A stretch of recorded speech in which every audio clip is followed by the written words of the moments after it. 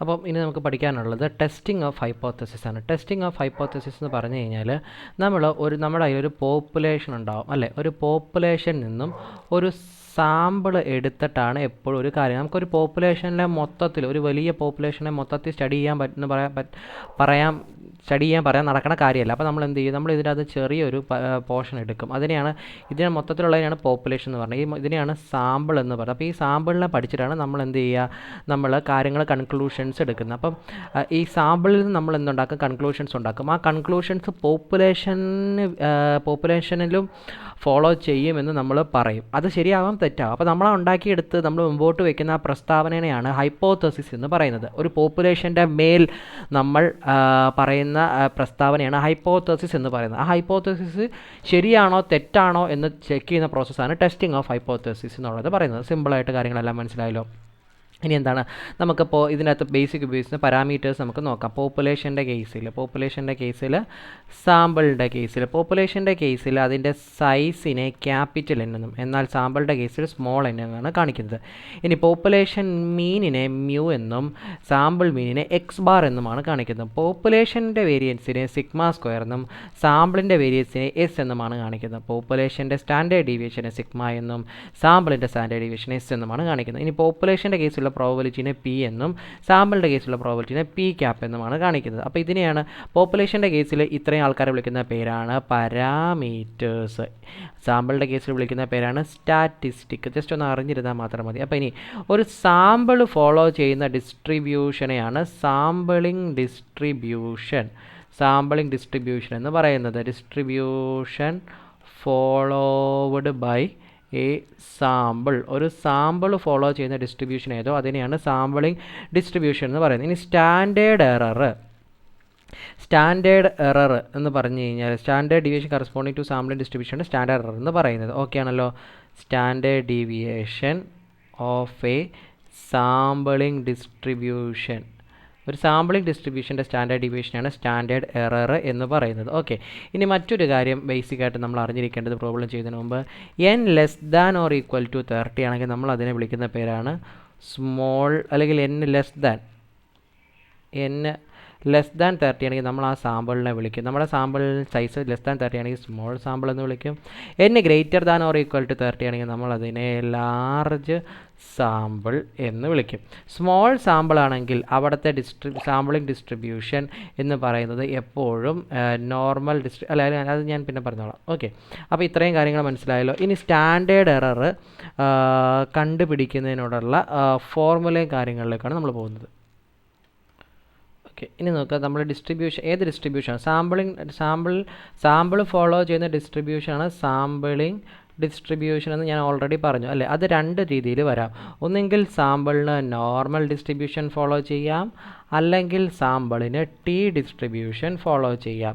Normal distribution എപ്പോഴാണ് follow ചെയ്യുന്നത് വെച്ച് കഴിഞ്ഞാൽ n എന്ന് പറയുന്നത് <= 30 ആണെങ്കിൽ എന്താണ് ഫോളോ ചെയ്യുന്നത്, നോർമൽ ഡിസ്ട്രിബ്യൂഷൻ. ഇനി n <30 ആൻഡ് സിഗ്മ ക്വസ്റ്റ്യന് തന്നിട്ടില്ലെങ്കിൽ, സിഗ്മ അൺനോൺ പ്രോബ്ലം ചെയ്യുമ്പോൾ നമ്മൾ കണ്ടതാണ് അല്ലേ.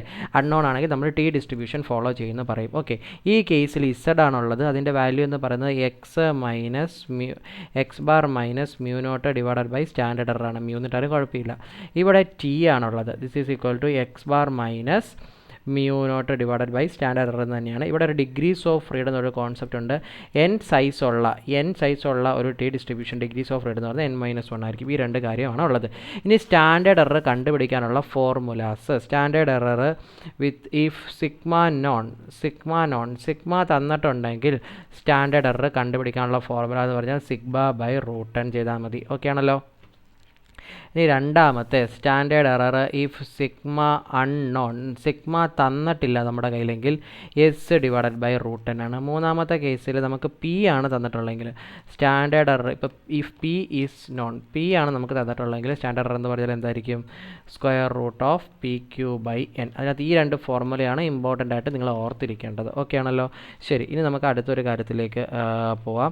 Confidence level. എന്താണ് കോൺഫിഡൻസ് ലെവൽ? കോൺഫിഡൻസ് ലെവൽ, അതായത് നമ്മളെടുക്കുന്ന ഒരു കാര്യം ശരിയാവാനുള്ള ഒരു സാധ്യതയാണ് 95% കോൺഫിഡൻസ് ലെവൽ എന്ന് പറയുന്നത്. Okay, confidence level 1 minus significance ലെവലാണെന്നുള്ള ഫോർമുലയാണ് ഓർത്തിരിക്കുന്നത്. കോൺഫിഡൻസ് ലെവൽ എന്ന് പറഞ്ഞാൽ നമ്മളെടുത്ത ഒരു കാര്യം, ഇപ്പോൾ കോവിഷീൽഡ് വാക്സിൻ എടുത്താൽ 80% അസുഖം വരില്ല എന്ന് പറഞ്ഞാൽ 80% കോൺഫിഡൻസ് ലെവൽ. അപ്പോൾ 20% അസുഖം വരുമെന്ന് പറഞ്ഞാൽ അതിനാണ് സിഗ്നിഫിക്കൻസ് ലെവൽ. നമ്മളെടുത്ത കാര്യം ശരിയാവാനുള്ള പെർസെൻറ്റേജ് എന്തോ അതാണ് കോൺഫിഡൻസ് ലെവൽ, അത് തെറ്റാവാനുള്ള സാധ്യത എന്തോ അതാണ് സിഗ്നിഫിക്കൻസ് ലെവൽ. അപ്പോൾ ഇവിടെ ഈ റീജിയൻ ഇങ്ങനെ നമ്മൾ മാർക്ക് ചെയ്ത ഇതാണ് കോൺഫിഡൻസ് ലെവലിനെ മീൻ ചെയ്യുന്നത്. ഇനി ഈ റീജിയനാണ് എന്തിന് മീൻ ചെയ്യുന്നത്, സിഗ്നിഫിക്കൻസ് ലെവലിനെ കാണിക്കുക. അപ്പോൾ ടോട്ടൽ കൂട്ടുമ്പോൾ 100% കിട്ടും. ഇവിടെ പ്രോബിലിറ്റി ഡേയ്സ് ആണെങ്കിൽ ടോട്ടൽ 1 കിട്ടും. ഓക്കെ ആണല്ലോ. ഇനി മറ്റൊരു കാര്യം, നമുക്ക് പൊതുവേ ക്വസ്റ്റ്യനിലുള്ള കോൺഫിഡൻസ് ലെവലുകൾ പറയുന്നത് 90%, 95%, 99%. 90% സിഗ്നിഫിക്കൻസ് ലെവൽ എന്തായിരിക്കും 10%, 95% സിഗ്നിഫിക്കൻസ് ലെവൽ എന്തായിരിക്കും 5%, 99% സിഗ്നിഫിക്കൻസ് ലെവൽ എന്തായിരിക്കും 1%. ഓക്കെ, നമ്മൾ ഇതിൻ്റെ അകത്ത് കണ്ടുപിടിക്കേണ്ടത് കോൺഫിഡൻസ് ഇൻ്റർവെല്ലുകളെ കണ്ടുപിടിക്കാനാണ് നമ്മളോട് ക്വസ്റ്റ്യന് ചോദിക്കുന്നത്. കോൺഫിഡൻസ് ഇൻ്റർവെൽ, ഒന്നാമത്തെ ക്വസ്റ്റ്യൻ കോൺഫിഡൻസ് ഇൻ്റർവെല്ല് കണ്ടുപിടിക്കൂ എന്നാണ് ഒന്നാമത്തെ ക്വസ്റ്റ്യൻ. ഓക്കെ, അപ്പോൾ കോൺഫിഡൻസ് ഇൻ്റർവെൽ കണ്ടുപിടിക്കാൻ വേണ്ടി എന്ത് ചെയ്താൽ മതി, X bar minus Z alpha by 2 into standard error comma X bar plus Z alpha by 2 into standard error ആണെന്നുള്ള കാര്യം ഓർക്കുക. ഓക്കെ ആണോ? ദാറ്റ് ഈസ് ഇവിടെ എന്താണ്, ഇവിടെ Z alpha by 2 Z alpha by 2 എന്ന് പറഞ്ഞാൽ ഇസഡ് ആൽഫ ബൈ 2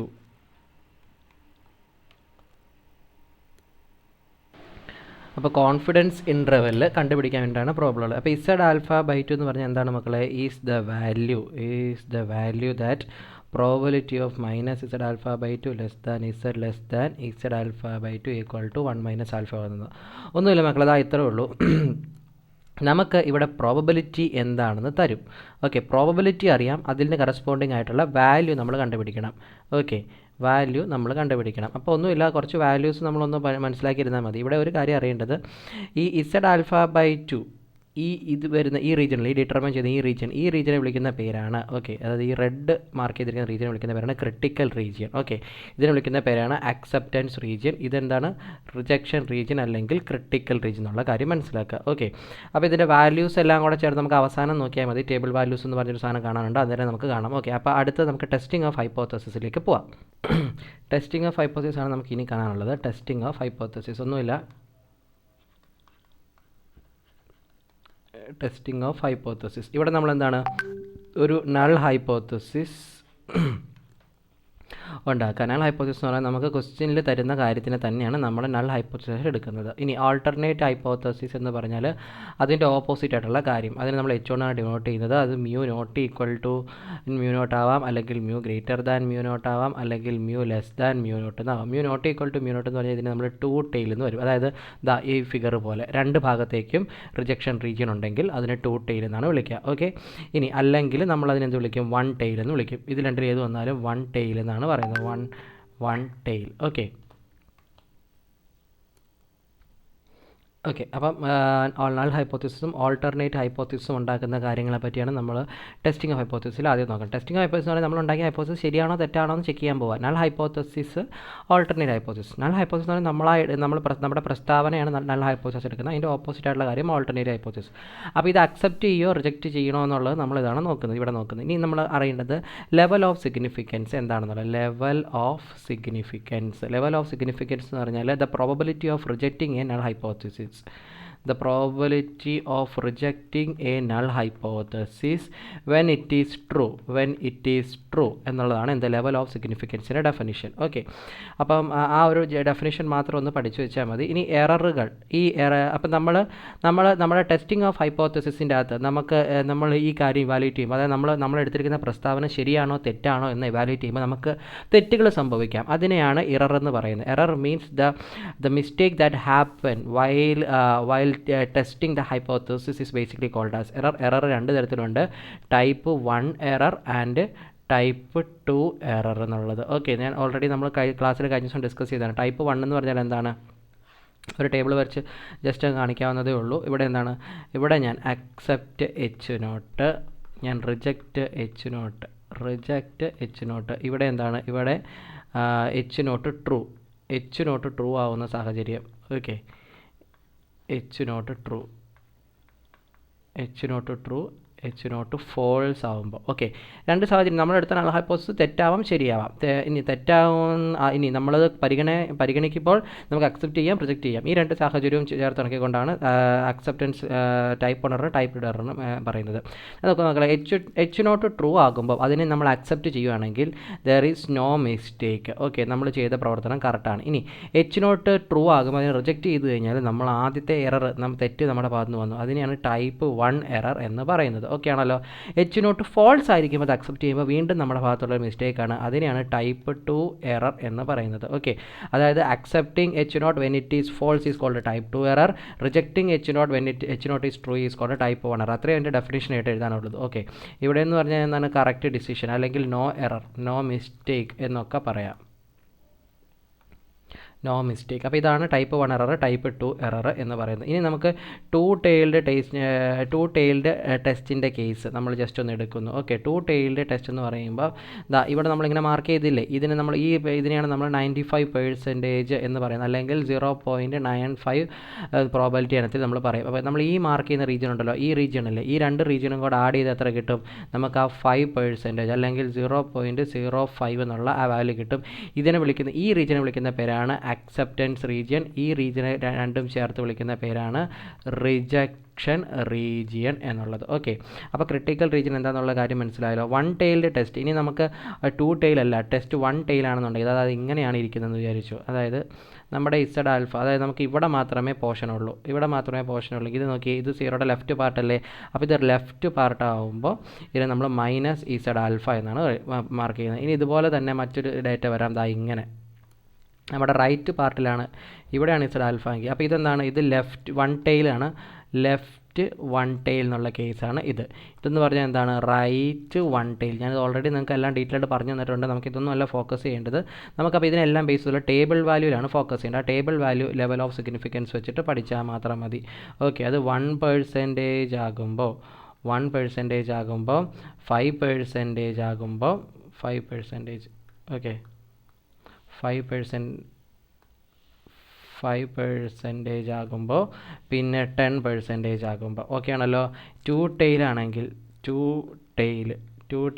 നമുക്ക് അവിടെ ഉള്ളതാണ് ഇസഡ് ആൽഫ ബൈ 2ൻ്റെ വാല്യൂ ആണ്. അത് ഈസ് ഈക്വൽ ടു 1%-ന് 2.58, 5% 1.96, 10% 1.645. മക്കളെ ഇവിടെ എന്താണെന്നറിയാം, ഇവിടെ മൈനസ് സൈൻ വെച്ച് റെപ്രസെൻറ്റ് ചെയ്യുന്നതിൻ്റെ പൊസിഷൻ അറിയാൻ വേണ്ടി. സീറോയ്ക്ക് ഇതിന് ലെഫ്റ്റ് പാർട്ടാണെങ്കിൽ മൈനസ് സൈൻ വയ്ക്കും, റൈറ്റ് പാർട്ടാണെങ്കിൽ പോസിറ്റീവ് സൈൻ വയ്ക്കും. ഓക്കെ, ആ ഒരു കാര്യം മാത്രമേ ഉള്ളൂ. അപ്പോൾ ടേബിൾ വാല്യൂ എന്ന് പറഞ്ഞാൽ ഈ വാല്യൂസ് അങ്ങ് പഠിച്ചാൽ മതി. ഓക്കെ, ലെഫ്റ്റ് ടൈൽ എന്ന് പറഞ്ഞാൽ മൈനസ് ഇസഡ് ആൽഫയാണ്. അപ്പോൾ അതെന്ത് വരും? ലെഫ്റ്റ് ടൈലാവുമ്പോൾ ലെഫ്റ്റ് ടൈലാണെങ്കിൽ minus Z alpha minus 2.33, 1% corresponding ആയിട്ട്, 5% കറസ്പോണ്ടിങ് ആയിട്ട് മൈനസ് 1.645, 10% കറസ്പോണ്ടിങ് ആയിട്ട് മൈനസ് 1.28. ഓക്കെ, ഇനി എന്താണ് റൈറ്റ് ടൈലാണെങ്കിൽ ഇസഡ് ആൽഫയാണെന്നുള്ള കാര്യം ഞാൻ പറഞ്ഞു. അവിടെ എന്താ ഈ പോസിറ്റീവ് ഞാൻ പറഞ്ഞു രണ്ടും സെയിം ആണല്ലേ, സിമെട്രിക് ആയതുകൊണ്ട് രണ്ടും സെയിം ആണ്. വാല്യൂസ് നെഗറ്റീവ് കളഞ്ഞിട്ട് എഴുതിയാൽ മതി. 1.645, 1.20. ഈ വാല്യൂ, ഈ ടേബിൾ ഇമ്പോർട്ടൻ്റ് ആയിട്ട് പഠിച്ചെങ്കിൽ നമുക്ക് കാര്യങ്ങൾ ചെയ്യാൻ പറ്റുള്ളൂ. ഓക്കെ, അപ്പോൾ നമ്മൾ ഏതൊരു പ്രോബ്ലം ചെയ്യുമ്പോഴും നമ്മൾ ആ കാൽക്കുലേറ്റ് ചെയ്യുന്ന വാല്യൂ നമ്മളിപ്പോൾ എഴുതി കണ്ടുപിടിക്കില്ലേ, Z equal to X bar minus mu divided by standard error, അല്ലെങ്കിൽ T is equal to X bar minus mu divided mu അല്ല മ്യൂ നോട്ട് എന്നാണ് നമ്മൾ ആക്ച്വലി എഴുതുന്നത്, സ്റ്റാൻഡേർഡ് എറർ. ഇതിനെയാണ് നമ്മൾ കാൽക്കുലേറ്റഡ് വാല്യൂ എന്ന് എഴുതുന്നത്. ഓക്കെ, ഈ കാൽക്കുലേറ്റഡ് വാല്യൂ നെഗറ്റീവ് വാല്യൂ എപ്പോഴും നമ്മൾ എന്തായിട്ട് എടുത്തോണം? നമ്മൾ ടെസ്റ്റിംഗ് പ്രോസസ്സിൽ പോസിറ്റീവായിട്ട് എടുത്തോണം. അപ്പോൾ നമ്മൾ പ്രൊസീജിയർ കൂടെ പറഞ്ഞു കഴിഞ്ഞാൽ നമ്മൾ ഈ ചാപ്റ്റർ വൈൻഡപ്പ് ചെയ്യാൻ പറ്റും. Procedure for testing hypothesis. ഒന്നാമത്തെ എന്താണ്? നൾ ഹൈപ്പോത്തസിസ് ഉണ്ടാക്കുക. നൾ ഹൈപ്പോത്തസിസ് ആയ H not mu equal to mu not എന്ന് പറഞ്ഞ് എടുക്കുക. രണ്ടാമത്തെ എന്താണ്? ഓൾട്ടർനേറ്റീവ് ഹൈപ്പോത്തസിസ് ഉണ്ടാക്കുക. അതായത് H1 mu naught equal to mu naught ആവാം, mu greater than mu naught ആവാം, mu less than mu naught ആവാം. ഇതാണെങ്കിൽ 2 ടൈൽ, ഇതാണെങ്കിൽ എന്താണ്? 1 ടൈൽ. അത് ലെഫ്റ്റും റൈറ്റും വരും എന്നുള്ള കാര്യം ഓർത്തിരിക്കുക. ഓക്കെ, ഇനി മൂന്നാമത്തെ കേസ് എന്ന് പറഞ്ഞാൽ n greater than or equal to 30 അല്ലെങ്കിൽ n ലെസ് ദാൻ ഓർ 30 ആണോ നോക്കുക. എന്നിട്ട് എന്ത് ചെയ്യുക? n greater than or equal to 30 ആണെങ്കിൽ നമ്മൾ നോർമൽ ഡിസ്ട്രിബ്യൂഷനാണ് ഫോളോ ചെയ്യുന്നത്. അവിടെ Z equal to X bar minus mu nought divide by standard error കാണുക. n<30 ആണെങ്കിൽ നമ്മൾ എന്താണ് ടി ഡിസ്ട്രിബ്യൂഷനാണ് ഫോളോ ചെയ്യുന്നത്. അവിടെ T is equal to X bar minus mu nought divide by standard error കാണാം. ഇവിടെ ഡിഗ്രീസ് ഓഫ് ഫ്രീഡം ഉണ്ട് which is equal to n-1 ആണെന്നുള്ള കാര്യം ഓർക്കുക. ഓക്കെ, ഇവിടെ ഇനി സ്റ്റാൻഡേർഡ് എറർ സിഗ്മ നോൺ ആണെങ്കിൽ എന്താണ് σ/√10 ആണ്. ഇനി സിഗ്മ തന്നിട്ടില്ലെങ്കിൽ okay standard error sigma unknown ആണെങ്കിൽ എന്താണ് s/√10 ആണെന്നുള്ള കാര്യം ഓർക്കുക. അതിനുശേഷം നമ്മൾ എന്ത് ചെയ്യണം, പിന്നെ നമുക്ക് നാലാമത് നമ്മൾ ലെവൽ ഓഫ് സിഗ്നിഫിക്കൻസ് അതായത് ആൽഫ ക്വസ്റ്റ്യൻ ഒന്നും തന്നിട്ടില്ലെങ്കിൽ 5% എന്ന് എടുക്കുക. ഓക്കെ, അതിന് കറസ്പോണ്ടിങ് ആയിട്ടുള്ള ടേബിൾ വാല്യൂ നോക്കി മനസ്സിലാക്കുക. ഇസഡ് ആൽഫ ആണെങ്കിൽ ടു ടൈൽ ആണെങ്കിൽ ഇസഡ് α/2ഉം 1 ടൈൽ ആണെങ്കിൽ ഇസഡ് ആൽഫയും. എന്നിട്ട് നിങ്ങൾ ചെയ്യേണ്ട ഒരു കാര്യമുണ്ട്, ഈ ടേബിൾ വാല്യൂവിനെ അതിന് കറസ്പോണ്ടിങ് ആയിട്ടുള്ള പോസിറ്റീവ് വാല്യൂ ടേബിൾ വാല്യൂ എന്ന് പറഞ്ഞ് നിങ്ങൾ എടുക്കേണ്ടത്. ഇവിടെ നിങ്ങൾക്ക് എന്താണ് ഈ ആൽഫ കറസ്പോണ്ടിങ് ആയിട്ടൊരു ഇസഡ് വാല്യൂ ഉണ്ടാവും അല്ലേ. ഇതിനിപ്പോൾ ടേബിൾ വാല്യൂ എന്ന് വിളിക്കേണ്ട, ആൽഫ കറസ്പോണ്ടിങ് ആയിട്ട് എന്തുണ്ടാവും ഇസഡ് വാല്യൂ ഉണ്ടാവും. ആ ഇസഡ് വാല്യൂ അത് നോക്കി മനസ്സിലാക്കുക. അത് പോസിറ്റീവ് ആവാം നെഗറ്റീവ് ആവാം അല്ലേ.